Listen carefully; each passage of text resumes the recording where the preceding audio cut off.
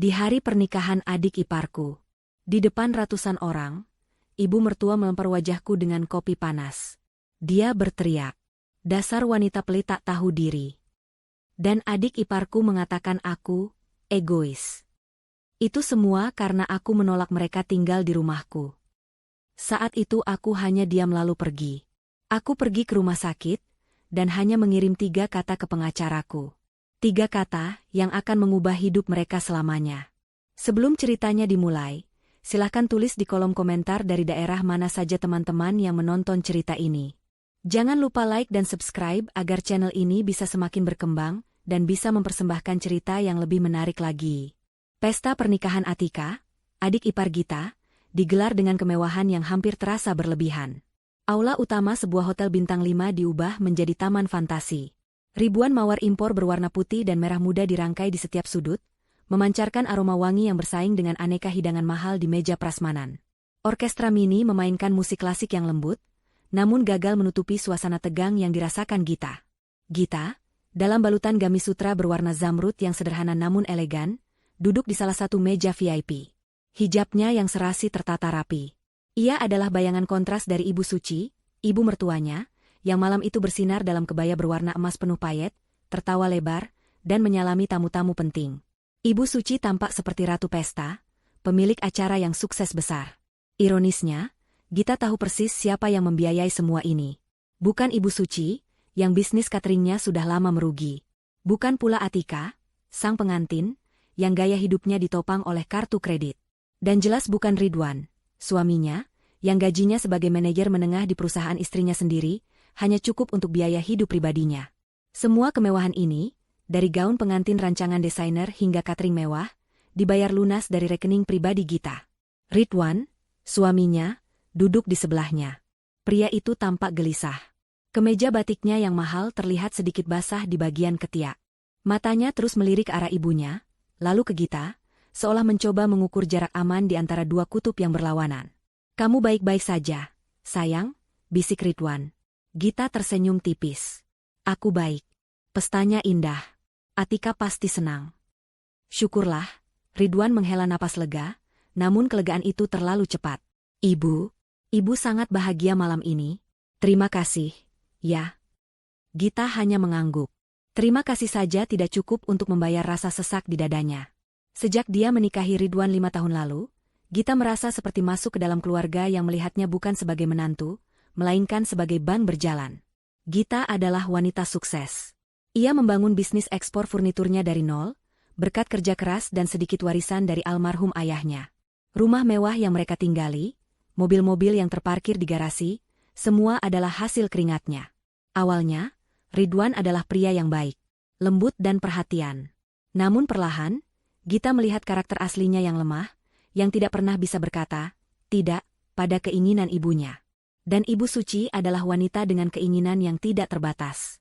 Selama bertahun-tahun, Gita menelan ludah, mengalah, dan memberi. Dia membiayai renovasi rumah Ibu Suci. Dia membelikan mobil untuk Atika saat lulus kuliah. Dia menutupi utang-utang kecil Ridwan yang disembunyikan darinya. Dia melakukannya demi menjaga keutuhan rumah tangganya. Namun, beberapa minggu terakhir, kesabarannya mulai menipis. Permintaan Ibu Suci semakin tidak masuk akal. Puncaknya adalah biaya pernikahan Atika ini. "Kita harus membuat pesta yang tidak akan dilupakan orang, Gita," kata Ibu Suci saat itu. "Ini demi nama baik keluarga. Keluarga Ridwan." Gita ingin berteriak, "Ini uangku, bukan uang keluarga Ridwan."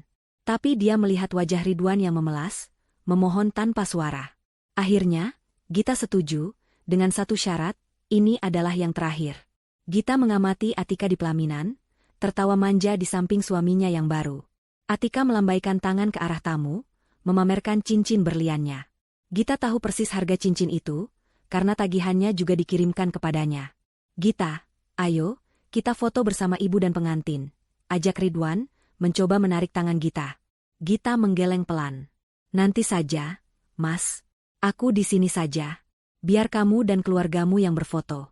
Ini hari bahagia mereka."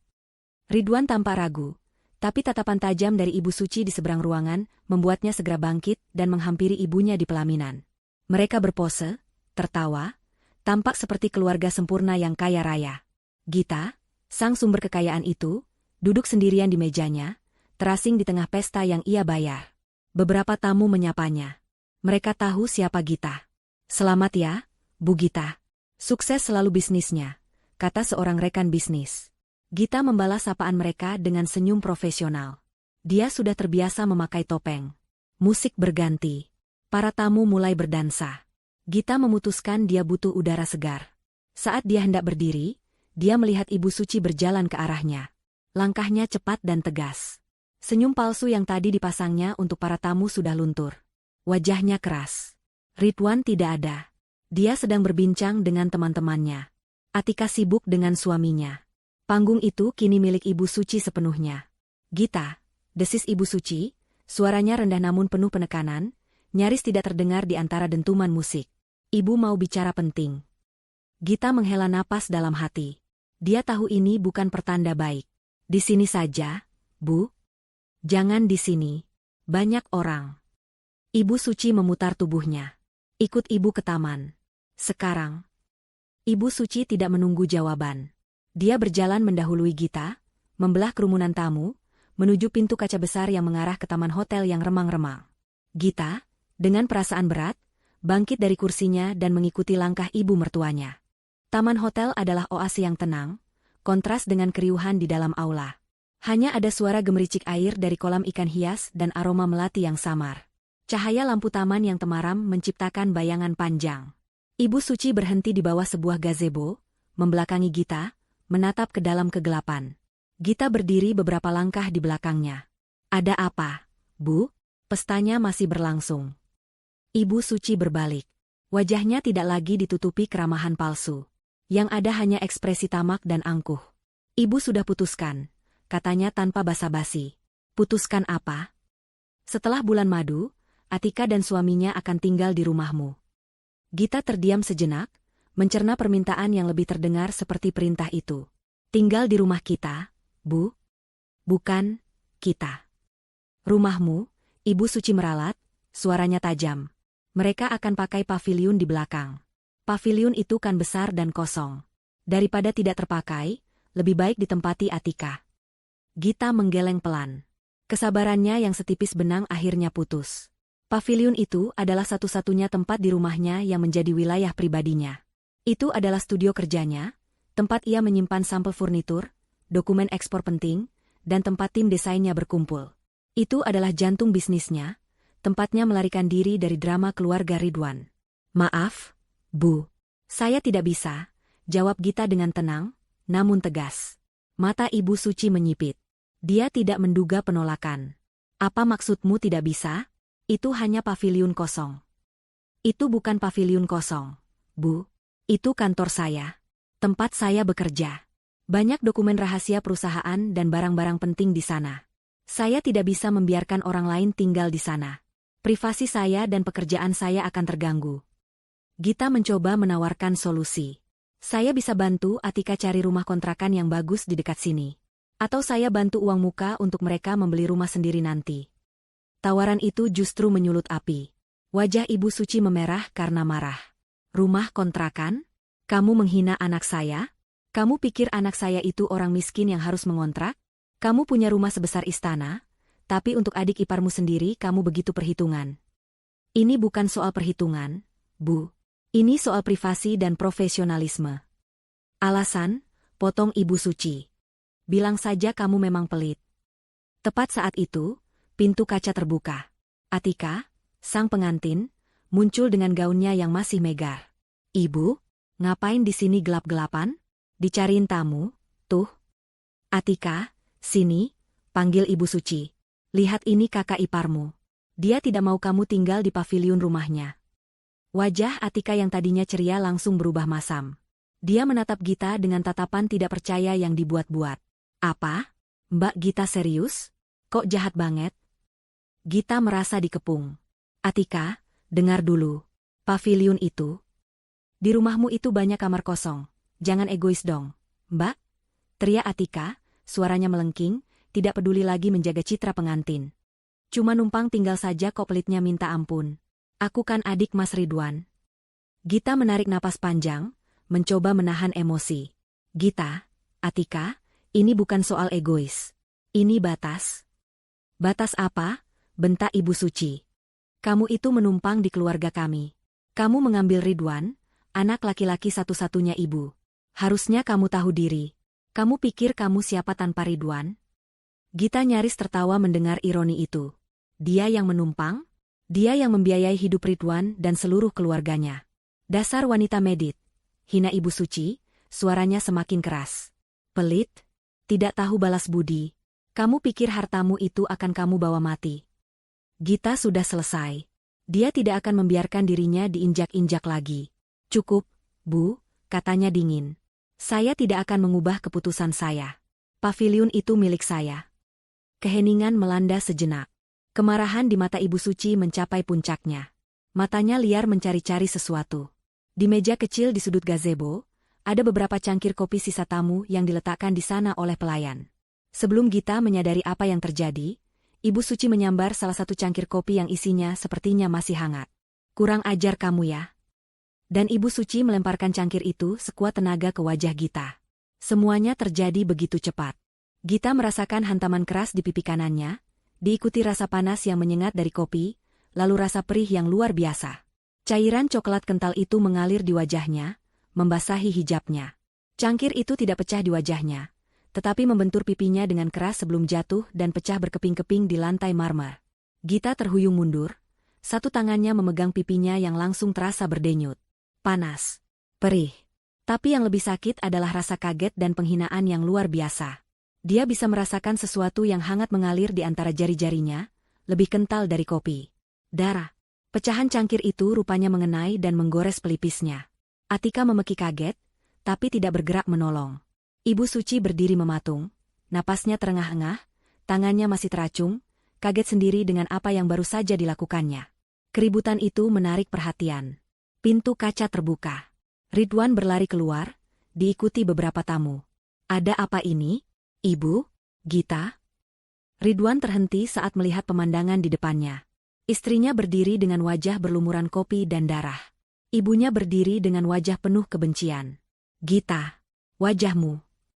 Ridwan panik, tapi dia hanya berdiri di tengah-tengah, bingung harus berbuat apa. Dia menatap ibunya, lalu istrinya. Gita menurunkan tangannya perlahan. Darah segar menodai telapak tangannya. Dia menatap Ibu Suci, lalu Atika. Di tengah rasa sakit yang berdenyut di wajahnya, sebuah kejernihan yang menakutkan muncul di benaknya. Ini adalah akhirnya. Dia tidak berteriak. Dia tidak menangis. Dia hanya menatap Ridwan yang mematung. Lalu, Gita melakukan sesuatu yang tidak terduga. Dia tersenyum. Senyuman tipis, dingin, dan penuh makna. Tanpa mengucapkan sepatah kata pun, dia berbalik. Dia berjalan melewati Ridwan yang masih terpaku. Dia berjalan kembali ke aula pesta yang ramai. Para tamu yang melihatnya terkesiap. Wajahnya berdarah, hijabnya ternoda. Dia berjalan lurus, menembus kerumunan, menuju pintu keluar, mengabaikan panggilan Ridwan yang akhirnya tersadar dan berteriak. Gita! Gita, tunggu! Gita terus berjalan. Dia keluar dari hotel, menghentikan taksi pertama yang dilihatnya, dan masuk ke dalam. Ke rumah sakit terdekat. Pak, katanya kepada sopir taksi dengan suara yang sangat tenang. Saat taksi melaju, Gita mengeluarkan ponselnya. Pipinya masih berdenyut hebat. Dia mengabaikan puluhan panggilan masuk dari Ridwan. Dia membuka kontak pengacara pribadinya. Dia hanya mengetik 3 kata. 3 kata yang telah lama ia siapkan untuk skenario terburuk. Jalankan rencana B. Pesan terkirim. Tepat saat taksi itu berbelok di persimpangan, Gita melihat dari kaca spion belakang. 2 mobil polisi dengan sirene menyala kencang berbelok, menuju hotel tempat pesta pernikahan yang baru saja ia tinggalkan. Keributan di taman itu seperti batu yang dilempar ke kolam tenang, menciptakan gelombang yang segera mencapai aula pesta. Beberapa tamu yang berdiri di dekat pintu kaca adalah yang pertama melihat. Mereka melihat Gita berjalan cepat. Wajahnya menakutkan di bawah cahaya lampu, berlumuran cairan gelap dan sesuatu yang merah. Mereka terkesiap. Bisikan-bisikan dimulai, menyebar lebih cepat daripada pelayan yang membawa minuman. Di taman, Ridwan masih mematung. Panggilan putus asanya, Gita, Gita, tunggu, hilang di telan udara malam. Dia menoleh pada ibunya. Ibu Suci berdiri kaku, wajahnya pucat pasi, cangkir pecah di kakinya. Atika, sang pengantin, gemetar. Mas Ridwan, Mbak Gita. Ibu, apa yang ibu lakukan? Teriak Ridwan, suaranya syarat kepanikan, bukan kemarahan. Dia tidak marah pada ibunya atas tindakannya, dia panik karena konsekuensinya. Dia kurang ajar padaku. Bela ibu suci, suaranya bergetar. Pestaku hancur. Jerit Atika, air matanya mulai mengalir, merusak riasan mahalnya. Tepat saat itulah dua petugas polisi berseragam lengkap melangkah masuk melalui pintu utama aula. Musik orkestra berhenti di tengah lagu, menyisakan keheningan yang canggung. Ratusan pasang mata tamu undangan kini beralih dari pelaminan ke pintu masuk. Dua petugas lagi menyusul di belakang mereka. Seorang manajer hotel yang berkeringat dingin berlari menghampiri polisi. Ada apa ini, Pak? Ada masalah? Petugas yang memimpin, seorang pria tegap dengan wajah tegas, berbicara dengan jelas. Kami menerima laporan adanya tindak penganiayaan serius di lokasi ini. Kami mencari Ibu Suci. Nama itu diucapkan dengan lantang, bergema di aula yang tiba-tiba senyap. Semua mata kini mencari sosok Ibu Suci. Ridwan, mendengar keributan itu, berlari dari taman kembali ke dalam, diikuti Ibu Suci dan Atika. Wajah mereka bertiga tampak bersalah sekaligus panik. Penampilan mereka sangat kontras dengan tamu lain yang kebingungan. Saya Ridwan, suami korban. Ridwan mencoba angkat bicara, napasnya tersengal. Petugas itu menatap Ridwan. Suami dari korban, Ibu Gita? Benar, Pak, tapi ini salah paham. Ini masalah keluarga, bisa kami selesaikan. Maaf, Pak, potong petugas itu. Kami menerima laporan resmi. Korban sedang dalam perjalanan ke rumah sakit untuk visum. Kami di sini untuk mengamankan terduga pelaku. Yang mana Ibu Suci? Ibu Suci, yang mencoba bersembunyi di belakang Ridwan, didorong pelan ke depan oleh kerumunan tamu yang bergeser. Saya Ibu Suci, katanya, mencoba terdengar angkuh, meski suaranya bergetar. Ada apa ini? Kalian tidak bisa seenaknya. Ini pesta pernikahan putri saya. Ibu Suci, Anda harus ikut kami ke kantor polisi untuk dimintai keterangan, kata petugas kedua dengan tenang namun tak terbantahkan. Atika meledak. Apa-apaan ini? Kalian merusak pesta saya. Kalian tidak tahu siapa kami? Pergi kalian. Pergi. Atika mencoba mendorong salah satu petugas. Atika, jangan, bentak Ridwan. Petugas itu tetap diam, namun tatapannya menajam. Mbak, menghalangi petugas menjalankan tugas bisa menambah masalah Anda. Sebaiknya Anda tenang. Suami baru Atika, yang sejak tadi diam di pelaminan, kini turun. Wajahnya pucat dan bingung. Dia tidak menikahi Atika untuk drama seperti ini. Dia menikahi Atika karena dia pikir keluarga itu kaya raya dan terhormat, berkat kakak iparnya, Gita. Pemandangan polisi menangkap ibu mertuanya di hari pernikahan jelas, tidak ada dalam bayangannya. Para tamu mulai mengeluarkan ponsel mereka. Adegan ini terlalu dramatis untuk dilewatkan. Kilatan lampu kamera mulai menyala. Video mulai merekam. Keluarga terpandang itu kini menjadi tontonan. Saya tidak mau. Ibu Suci mulai melawan. Ini pencemaran nama baik. Kalian saya tuntut. Ibu, mohon kerjasamanya, kata petugas pertama. Jika ibu menolak, kami terpaksa melakukan penangkapan paksa di depan semua orang. Wajah Ridwan hancur. Dia menatap ibunya, lalu ke kerumunan tamu yang berbisik dan merekam. Reputasi keluarganya hancur dalam hitungan menit. Dia mencoba menelepon Gita. Ponselnya tidak aktif. Dia menelepon lagi. Langsung masuk kotak suara. Pak, tolong. Pak, Ridwan memelas pada polisi. Ibu saya sudah tua. Biar saya yang jamin. Ini salah paham. Pak Ridwan, kata petugas itu, kehilangan kesabaran. Istri Anda, Ibu Gita, wajahnya terluka dan berdarah karena pecahan gelas. Ini bukan salah paham. Ini tindak pidana. Pernyataan itu membungkam seluruh ruangan. Berdarah karena pecahan gelas.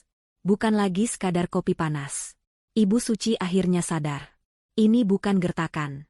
Ketakutan yang nyata menjalari dirinya.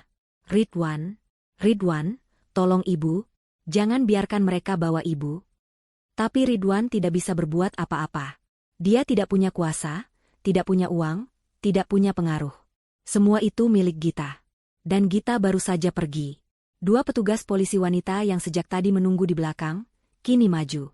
Maaf, Bu. Silakan ikut kami. Dengan lembut namun tegas, mereka memegang lengan Ibu Suci. Tidak ada borgol, tapi kehinaannya terasa lebih buruk.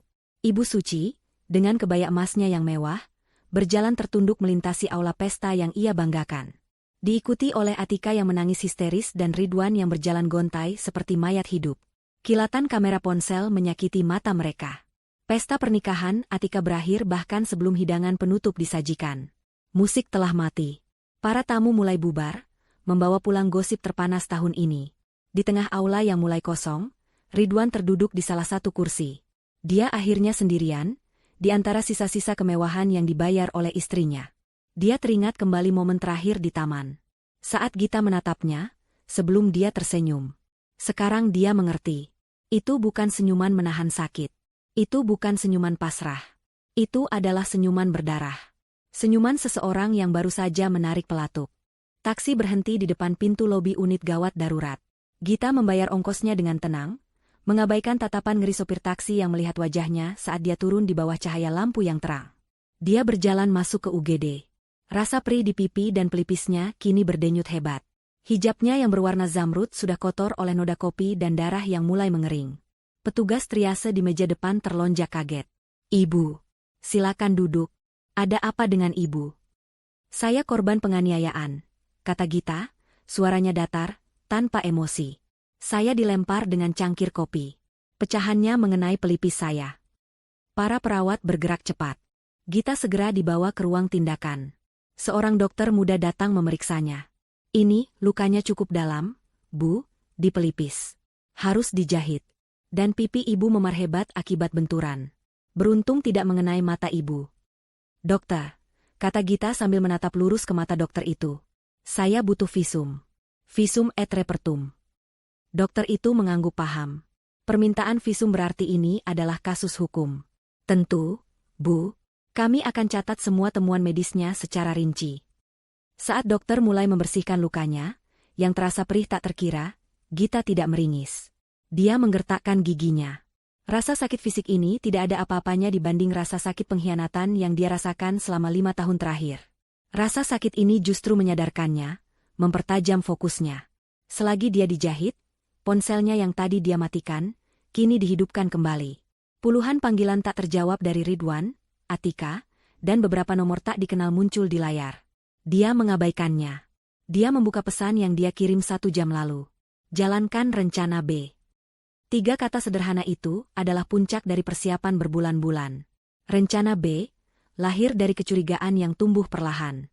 Dimulai setahun lalu, ketika Gita menyadari ada keanehan dalam laporan keuangan perusahaannya. Ada faktur-faktur ganjil dari vendor catering yang tidak pernah dia pakai. Vendor itu tak lain adalah bisnis Ibu Suci. Gita menyewa auditor diam-diam. Hasilnya menghancurkan hatinya. Suaminya sendiri, Ridwan, orang yang dia percayai untuk mengelola sebagian administrasi kantor, telah memalsukan puluhan faktur. Dia menyalurkan dana perusahaan Gita ke bisnis ibunya yang sekarat, jumlahnya miliaran. Sejak saat itu, Gita tahu pernikahannya sudah berakhir. Tapi dia tidak gegabah. Dia menghubungi pengacara terbaik, Pak Anang. Mereka menyusun rencana. Rencana A adalah Ridwan mengaku, bertaubat, dan mereka bercerai baik-baik dengan Ridwan mengembalikan semua uang.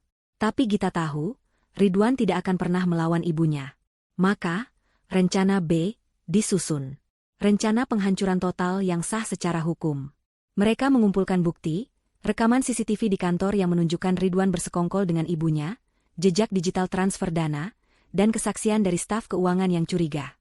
Tapi mereka butuh satu pemicu. Satu momen tak terbantahkan yang menunjukkan sifat asli keluarga itu. Malam ini, Ibu Suci memberikannya. Pintu ruang tindakan terbuka.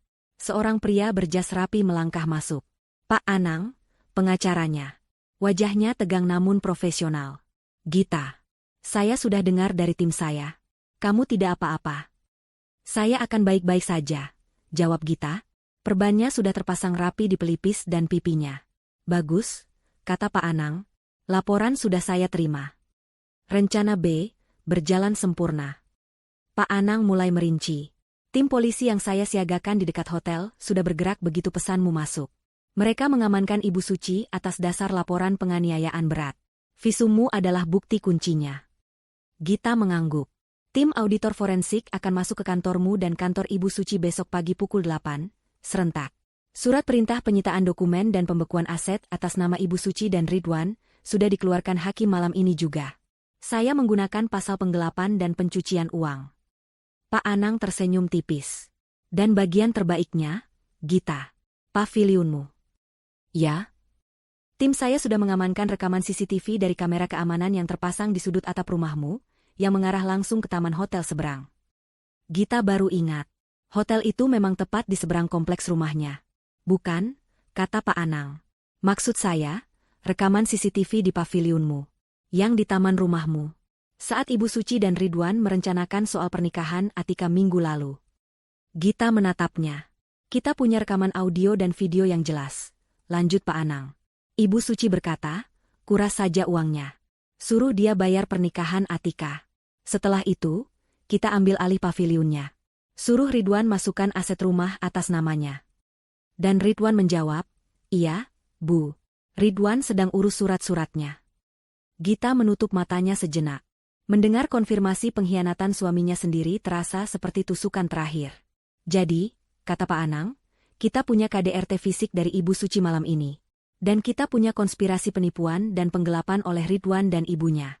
Mereka selesai. Gita membuka matanya. Tak ada air mata. Hanya ada api. Apa langkah selanjutnya? Tanya Pak Anang. Kamu mau menginap di mana malam ini?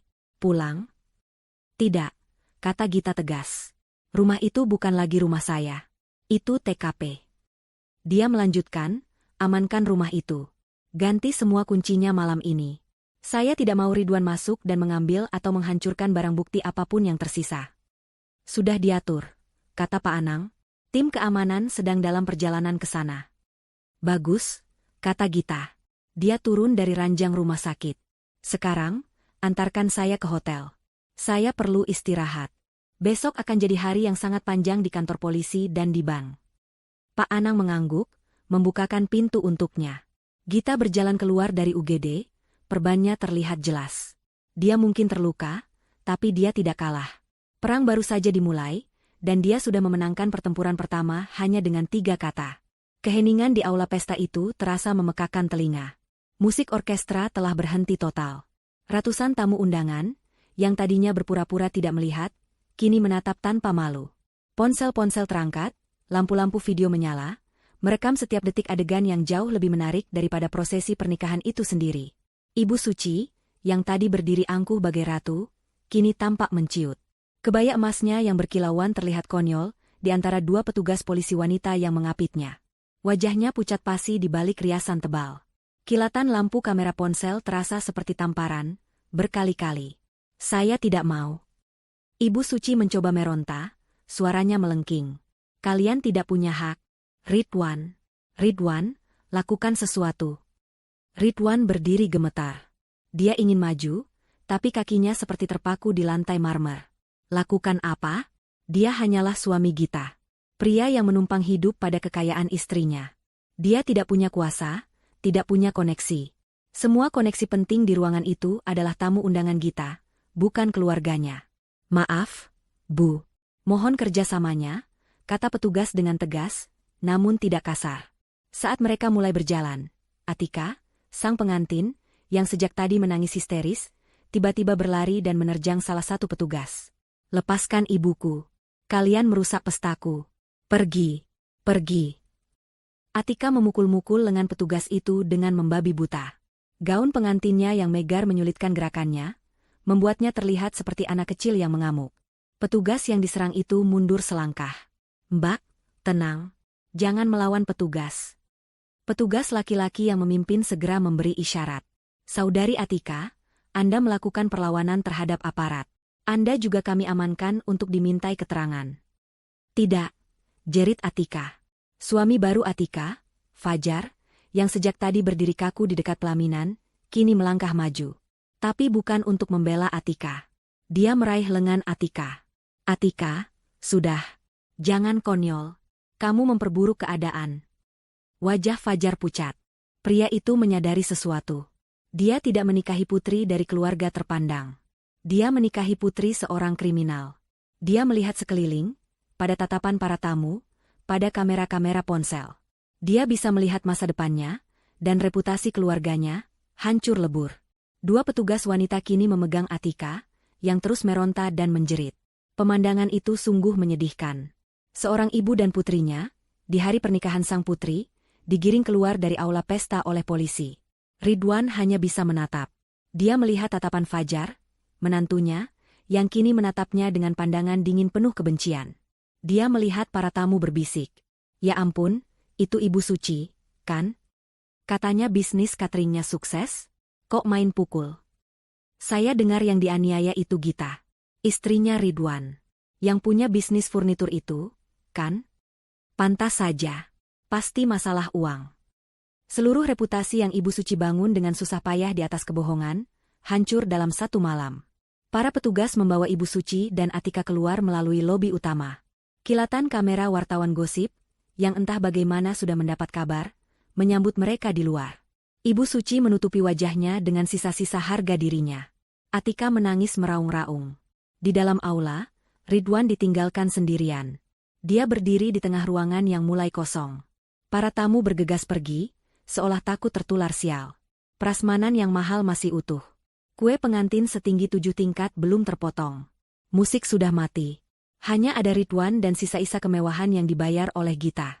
Dia merasakan gelombang mual dan ketakutan yang luar biasa. Gita. Dia harus menemukan Gita. Dia harus meminta maaf. Dia harus memohon. Dia mencintai Gita. Atau mungkin, dia mencintai kehidupan yang diberikan Gita. Sekarang, dia tidak bisa membedakannya. Dia meraih ponselnya, mencoba menelepon Gita lagi. Masih tidak aktif. Langsung ke kotak suara. Gita, sayang, angkat teleponnya. Ini salah paham. Ibu tidak sengaja. Kumohon, Gita pulang kita bicara. Dia meninggalkan pesan suara yang putus asa, suaranya bergetar. Dia berlari keluar dari aula, mengabaikan tatapan iba dari para pelayan hotel. Dia masuk ke dalam mobil sedannya, mobil yang dibelikan Gita untuk ulang tahunnya. Dia melaju kencang membelah malam, menuju rumah mereka. Dia harus sampai di rumah sebelum Gita. Dia akan menunggu di depan pintu. Dia akan berlutut jika perlu. Dia akan menyalahkan ibunya. Dia akan melakukan apa saja agar Gita memaafkannya dan kehidupan mewahnya kembali normal. Dia tiba di kompleks perumahan elit mereka 20 menit kemudian. Jantungnya berdebar kencang saat dia membelok ke gerbang utama rumahnya yang megah. Dia menekan tombol di remote gerbangnya. Tidak ada yang terjadi. Gerbang setinggi 3 meter itu tetap tertutup. Dia menekannya lagi. Berkali-kali. Tetap diam. Dengan kesal, dia turun dari mobil. Dia berlari ke pos keamanan kecil di samping gerbang, tempat tombol manual berada. Dia menekan kartunya di sensor. Lampu sensor berkedip merah. Akses ditolak. Napas Ridwan tercekat. Dia mencoba lagi. Akses ditolak. Dia menggedor-gedor gerbang besi itu. Buka. Buka. Satpam. Pak Udin. Biasanya ada 2 satpam yang berjaga. Malam ini, pos itu gelap. Tapi saat dia melihat lebih dekat, dia menyadari ada yang berbeda. Di gerbang itu, melilit di antara jeruji besinya, terpasang sebuah rantai baja industri yang baru. Sebuah gembok besar berwarna kuning menggantung, berkilauan di bawah lampu jalan. Rumahnya, istananya, telah dirantai. Tiba-tiba, lampu sorot dari pos keamanan menyala, membutakan matanya. 2 orang pria bertubuh tegap, mengenakan seragam safari berwarna gelap yang tidak dia kenali, melangkah keluar. Mereka bukan satpamnya. Maaf, Pak. Ada yang bisa dibantu? Suara pria itu berat dan tidak ramah. Saya pemilik rumah ini. Siapa kalian? Kenapa gerbangnya digembok? Pria itu menatap Ridwan dari atas ke bawah. Nama bapak siapa? Saya Ridwan. Suami Ibu Gita. Biarkan saya masuk. Pria itu menggeleng. Maaf, Pak Ridwan. Kami dari tim keamanan yang disewa Ibu Gita. Sesuai instruksi langsung dari beliau, mulai malam ini, Anda tidak lagi diizinkan masuk ke properti ini. Kaki Ridwan lemas. Dia bersandar di gerbang yang dingin itu. Tidak diizinkan masuk. 3 kata itu menghantamnya lebih keras daripada lemparan cangkir kopi. Tidak mungkin. Bisiknya. Gita tidak mungkin melakukan ini. Pria keamanan itu tidak menjawab. Dia hanya berdiri diam, mengawasinya, memastikan dia tetap berada di luar. Ridwan menyadari kebenarannya. Senyuman berdarah Gita di taman tadi. Itu bukan senyuman kesakitan. Itu adalah senyuman kemenangan. Pesta telah usai.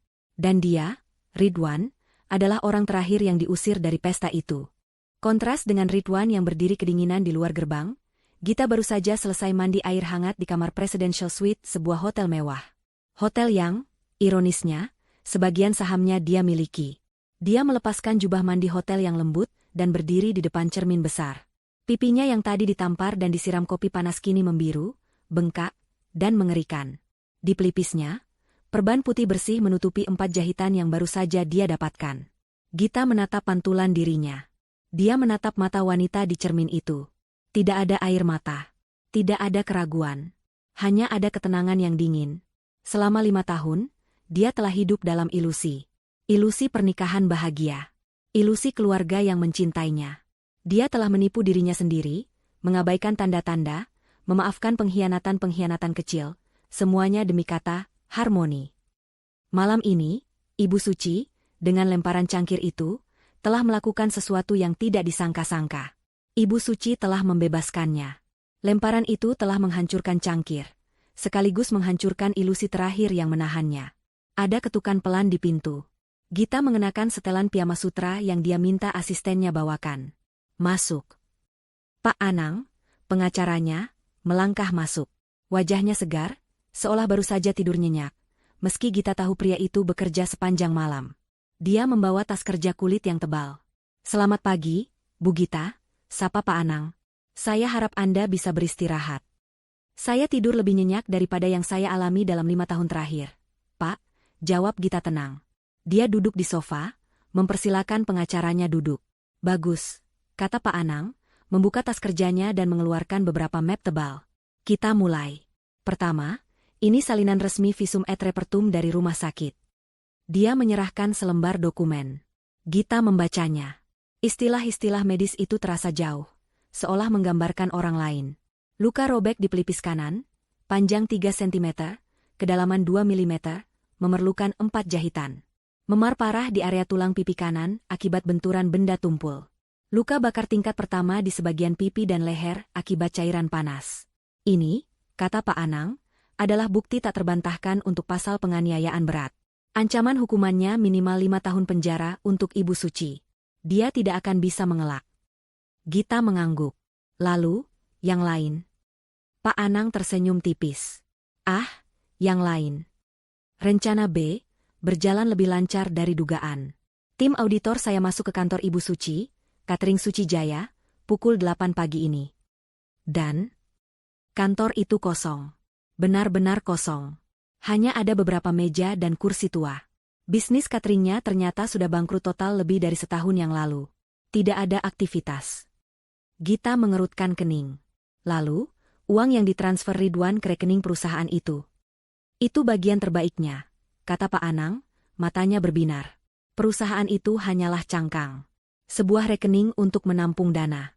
Ibu Suci menggunakannya untuk mencuci uang yang diambil Ridwan dari perusahaan Anda. Dia mengeluarkan map kedua, yang jauh lebih tebal. Ini adalah laporan audit forensik dari perusahaan Anda, yang sudah kita siapkan. Total kerugian Anda, Bu Gita, selama 2 tahun terakhir 8.600.000.000 rupiah. Napas Gita tercekat sesaat. Dia tahu mereka mencuri. Tapi dia tidak tahu sebanyak itu. Modusnya sederhana, lanjut Pak Anang. Ridwan, sebagai manajer administrasi, membuat puluhan faktur fiktif. Pembelian bahan baku furnitur yang tidak pernah ada. Biaya representasi jamuan tamu yang dibesar-besarkan. Pembayaran ke vendor palsu. Dan vendor utamanya, Catering Suci Jaya.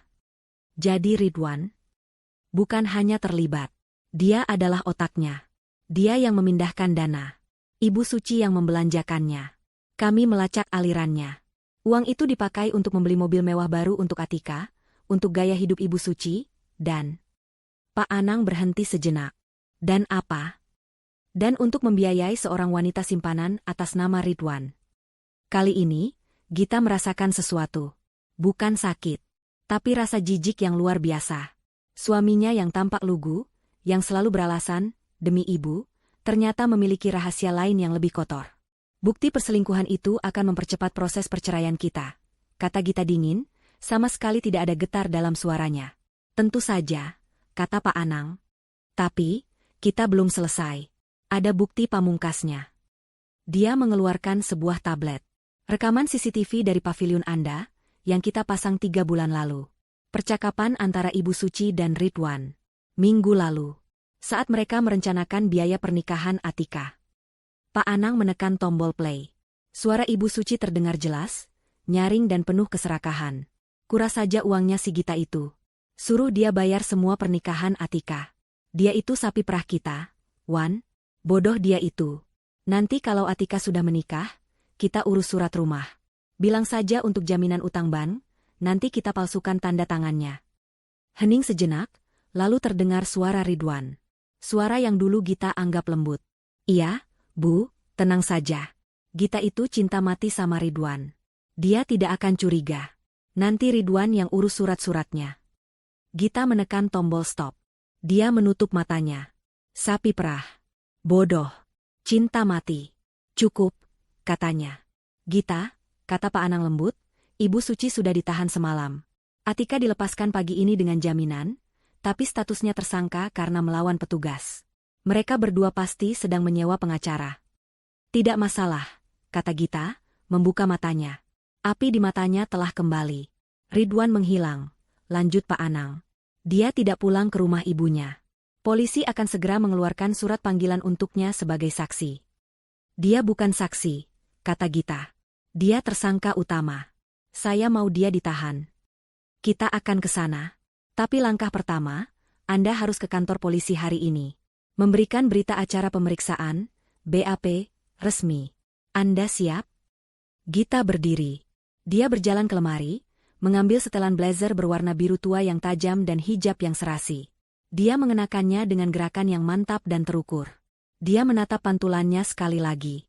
Perban putih itu kontras dengan blazer birunya. Saya siap, katanya. Saya ingin memberikan BAP saya. Dan saya ingin menyerahkan semua bukti ini. Saya ingin melihat wajah mereka saat mereka tahu, saya tahu segalanya. Malam pertama Ibu Suci di balik jeruji besi, adalah siksaan terburuk yang pernah ia bayangkan. Dia tidak ditempatkan di sel isolasi yang nyaman. Dia dilempar ke sel tahanan umum bersama belasan wanita lain dengan berbagai kasus. Ruangan itu pengap, berbau pesing dan keringat, bercampur dengan aroma disinfektan murahan yang menusuk hidung. Kebaya emasnya yang mewah, yang beberapa jam lalu membuatnya menjadi ratu pesta, kini terasa seperti kostum badut yang kotor. Payet-payetnya yang tajam menusuk kulitnya saat dia mencoba bersandar di dinding yang lembab. Dia terpaksa melepaskan semua perhiasan emas dan berliannya saat proses administrasi. Wajahnya yang tadi dirias tebal kini luntur berantakan. Sebagian karena air mata frustrasi, sebagian karena keringat. Permisi. Saya mau bicara dengan petugas. Teriaknya untuk kesekian kali ke jeruji besi. Salah satu tahanan wanita, bertato di lehernya, tertawa. Sudah, Bu, diam saja. Di sini semua sama. Mau pakai kebaya emas atau baju tidur, tetap saja tidur di lantai. Ibu Suci gemetar karena marah dan takut. Dia tidak pernah dipermalukan seperti ini. Dia adalah Ibu Suci, yang dihormati, yang bisnis cateringnya, meski palsu, dikenal orang. Ini pasti salah paham. Gita pasti akan mencabut laporannya. Ya, Gita itu menantunya yang bodoh dan penurut. Dia hanya perlu digertak sedikit. Dia teringat Atika. Putrinya itu dilepaskan setelah beberapa jam diinterogasi. Atika menangis histeris, tapi setidaknya dia bebas, dijemput oleh suaminya yang baru, Fajar. Ibu Suci iri. Dia sekarang sendirian. Harapan satu-satunya adalah Ridwan. Anaknya. Pangerannya. Menjelang subuh, setelah malam tanpa tidur di bangku semen yang keras, seorang petugas membangunkannya. Ibu Suci. Ada yang jenguk. Harapan membuncah di dadanya. Ridwan. Akhirnya. Dia digiring ke ruang besuk yang kecil. Jendelanya berteralis. Di seberang meja, Ridwan duduk.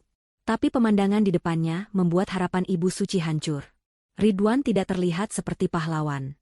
Dia tampak lebih buruk darinya. Matanya merah, rambutnya acak-acakan, kemeja batiknya masih sama dengan yang di pesta, tapi kini lecek dan kotor. Dia tampak seperti orang kalah. Ridwan. Kenapa lama sekali? Bentak Ibu Suci, suaranya serak. Keluarkan ibu dari sini. Cepat. Pakai uangmu. Pakai uang Gita. Bayar jaminannya. Ridwan menatap ibunya dengan pandangan kosong. Aku tidak bisa, Bu. Kemarahan Ibu Suci meledak. Apa maksudmu tidak bisa? Kamu itu suaminya. Kamu punya hak.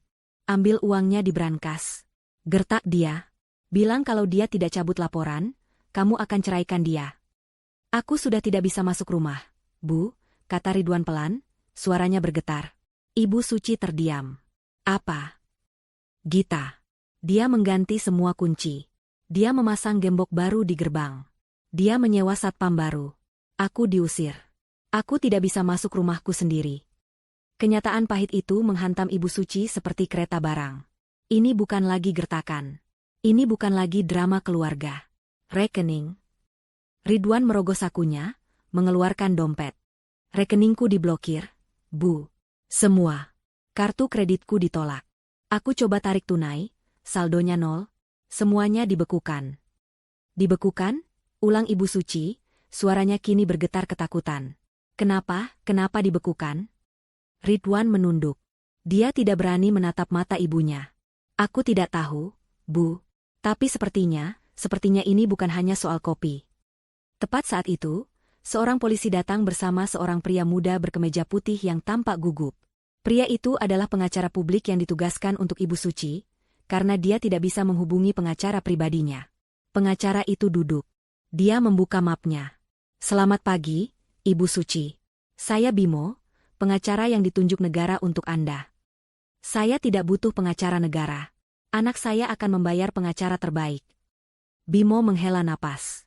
Ibu, sebaiknya Anda dengar saya. Situasi Anda sangat serius. Ini bukan lagi hanya masalah keluarga. Bimo membalik kertas di mapnya. Pertama, laporan dari Ibu Gita Pramudita sudah masuk dan lengkap. Korban mengalami luka robek di pelipis, mendapat 4 jahitan, memar parah, dan luka bakar ringan. Visum et repertum sudah dilampirkan. Bukti ini sangat kuat. Itu kecelakaan, jerit Ibu Suci. Lemparan cangkir yang disengaja bukan kecelakaan. Bu, kata Bimo datar.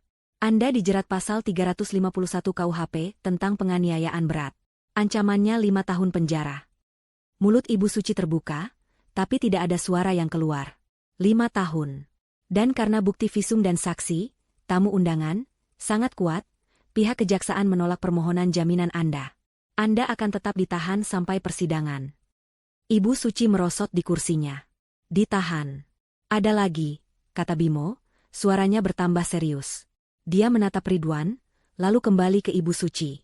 Pagi ini, tim auditor forensik yang disewa Ibu Gita telah masuk ke kantor perusahaan Ibu, Catering Suci Jaya, dan juga ke kantor utama perusahaan Ibu Gita di mana Pak Ridwan bekerja. Mata Ridwan terbelalak ngeri. Dia mencengkeram tepi meja. Bimo melanjutkan, ditemukan indikasi kuat penggelapan dana sistematis dari perusahaan Ibu Gita ke rekening perusahaan Anda, Ibu Suci. Jumlahnya miliaran. Kini giliran Ridwan yang panik. Tidak. Itu tidak benar.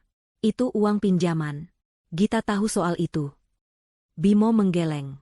Ibu Gita tidak pernah menandatangani persetujuan pinjaman apapun. Dan tim auditor menemukan puluhan faktur fiktif yang ditandatangani oleh Anda, Pak Ridwan. Napas Ibu Suci tercekat. Dia menatap putranya. Ridwan, apa yang kamu lakukan? Tapi Ridwan tidak mendengarnya. Dia menatap Bimo dengan ngeri. Bimo menatap Ridwan. Pak Ridwan, polisi juga mencari Anda. Mereka sedang dalam perjalanan ke sini. Anda ditahan bukan hanya sebagai saksi. Ibu Suci akhirnya mengerti. Ini bukan hanya tentang lemparan cangkir kopi. Itu hanyalah pemicunya. Gita telah menjebak mereka. Bukan, Gita tidak menjebak. Gita telah mengumpulkan bukti. Ini adalah akhir dari segalanya.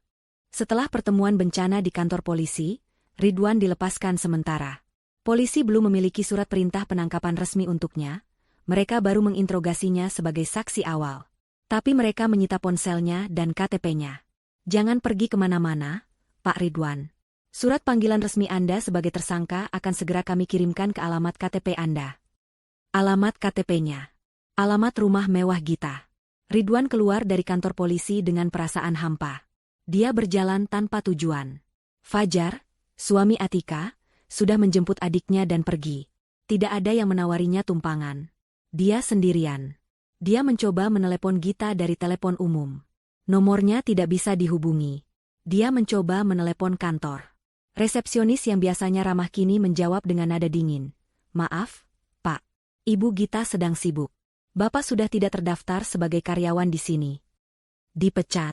Dia tidak punya uang tunai sepeser pun.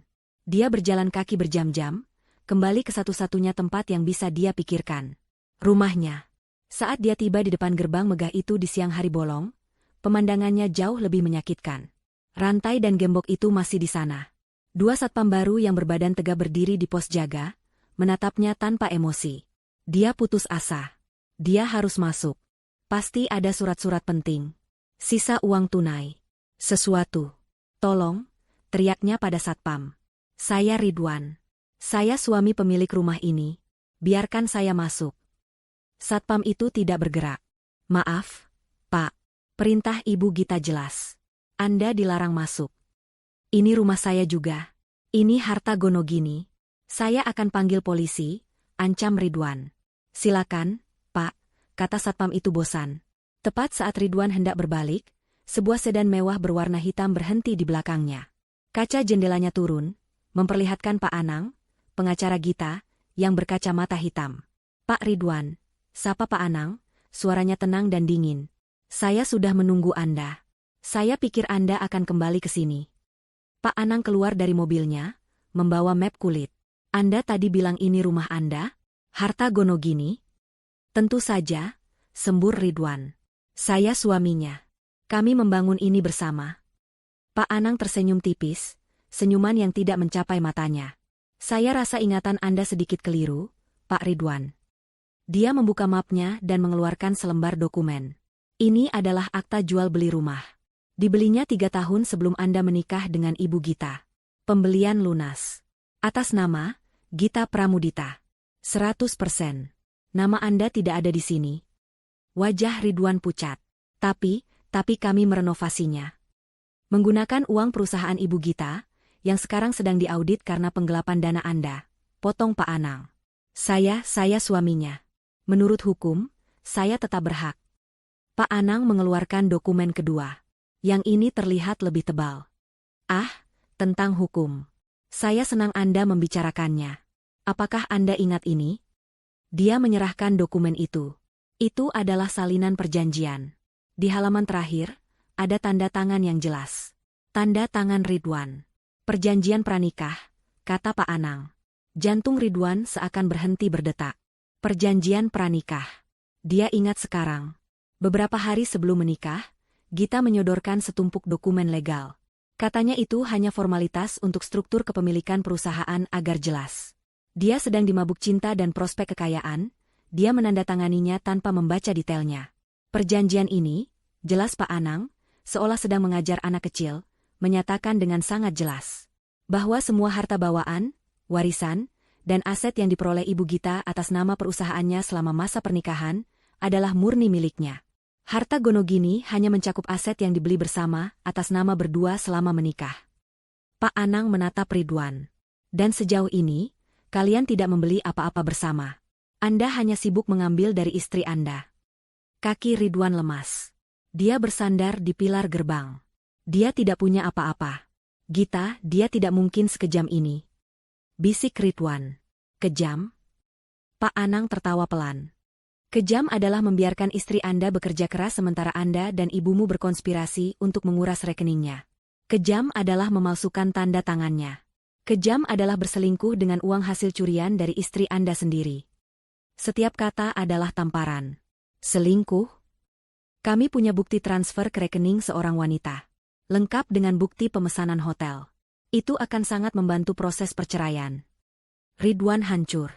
Dia benar-benar habis. "Oh, satu lagi," kata Pak Anang. Dia memberi isyarat ke gerbang. Salah satu satpam membuka gerbang samping kecil. Beberapa pekerja keluar, membawa 3 koper besar dan 1 set stick golf. Mereka meletakkan barang-barang itu di trotoar di samping Ridwan. "Barang-barang pribadi Anda," kata Pak Anang. "Ibu Gita masih berbaik hati mengizinkan Anda mengambil pakaian Anda. Sisanya, mobil Anda, jam tangan mewah Anda, akan disita sebagai bagian dari pembayaran ganti rugi 8,6 miliar yang Anda gelapkan." Ridwan menatap tumpukan koper di trotoar. Itulah sisa hidupnya.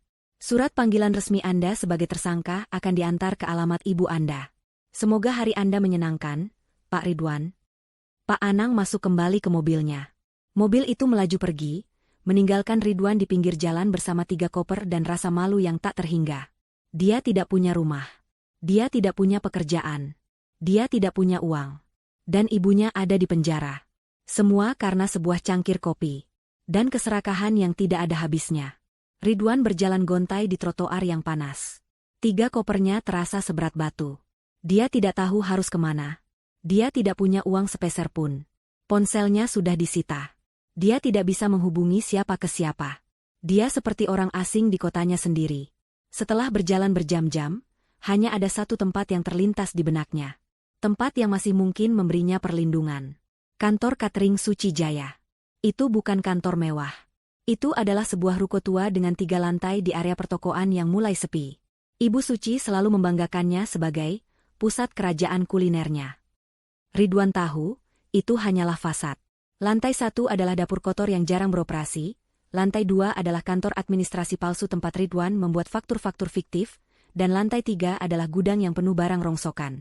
Dia menyeret kopernya, tiba di depan ruko itu saat matahari mulai tergelincir. Napasnya tersengal. Keringat membasahi kemejanya yang sudah lecek. Dia merogoh sakunya, mencari kunci ruko. Saat itulah dia melihatnya. Pintu harmonika ruko itu tertutup rapat. Tapi yang membuatnya membeku adalah 2 garis kuning tebal yang menyilang di pintu itu. Garis polisi. Di tengah-tengahnya, tertempel segel kertas resmi. Disegel, dalam penyidikan kepolisian. Kakinya lemas. Ridwan terduduk di atas salah satu kopernya, tepat di pinggir jalan. Disegel. Tentu saja. Pak Anang sudah mengatakannya. Tim auditor. Polisi. Dia menatap segel itu dengan nanar. Disinilah semua kehancuran itu berawal. Disinilah dia dan ibunya duduk, tertawa, merencanakan cara menguras uang Gita. Dia ingat kata-kata ibunya, Gita itu sapi perah kita. Wan. Bodoh dia itu. Ternyata, dialah yang bodoh. Beberapa pemilik toko di sebelahnya mulai memperhatikan. Seorang ibu pemilik warung kelontong menatapnya dengan iba sekaligus penasaran. Mas Ridwan, kan? Anaknya Bu Suci? Ridwan tidak menjawab. Dia hanya menunduk malu. Ya ampun, Mas. Tadi pagi di sini ramai sekali. Si ibu warung bergosip. Polisi datang. Terus banyak orang pakai jas rapi, bawa-bawa koper. Katanya sih, kantor cateringnya Bu Suci diperiksa. Ada masalah apa toh, Mas? Ridwan ingin berteriak. Ingin lari. Tapi dia tidak punya tenaga. Seorang tukang ojek yang mangkal di dekat situ ikut menimpali. Wah, lihat di berita, Mas. Tadi saya lihat di HP. Pestanya Atika. Kan? Katanya Bu Suci ditangkap gara-gara aniaya menantunya sendiri. Benar itu, Mas? Berita. Ridwan mengangkat kepalanya. Matanya terbelalak. Berita apa? Itu, di portal gosip. Sudah ramai. Ridwan gemetar. Dia melihat seorang pemuda yang sedang makan di warung itu, asyik menggulir ponselnya. Dengan sisa-sisa keberanian, Ridwan mendekat. Mas, maaf. Boleh saya lihat? Pemuda itu mendongak, mengenali Ridwan dari foto yang baru saja dia lihat. Ini Mas Ridwan, kan? Yang suaminya Bu Gita? Pemuda itu, tanpa diminta, membuka sebuah artikel di portal berita paling populer. Judulnya terpampang besar-besar, menyakitkan mata. Tragedi pesta mewah, ibu mertua siram wajah menantu dengan kopi panas, langsung ditangkap. Di bawahnya, ada foto buram yang diambil dari ponsel tamu. Foto Ibu Suci yang digiring polisi. Foto Atika yang menangis histeris. Dan yang terburuk, sebuah foto close-up wajah Gita saat berjalan keluar hotel. Wajah cantik yang ternoda darah dan kopi. Senyuman berdarah itu. Jantung Ridwan serasa diremas. Ini bukan lagi rahasia keluarga. Ini sudah menjadi tontonan nasional. Dia menggulir ke bawah. Komentar-komentar netizen lebih kejam dari apapun. Karma instan untuk mertua jahat. Kelihatan dari mukanya kalau si mertua itu serakah. Hebat Mbak Gita. Basmi keluarga parasit. Lalu, dia melihat fotonya sendiri. Foto saat dia berdiri bingung di taman, di antara ibu dan istrinya. Judul kecil di bawah foto itu berbunyi, suami hanya dia mematung saat istri dianiaya ibu kandung. Hinaan membanjirinya. Suami pengecut. Suami tak berguna, pasti numpang hidup sama istri. Laki-laki macam apa ini? Bisnisnya, nama baiknya, reputasi keluarganya, semua runtuh.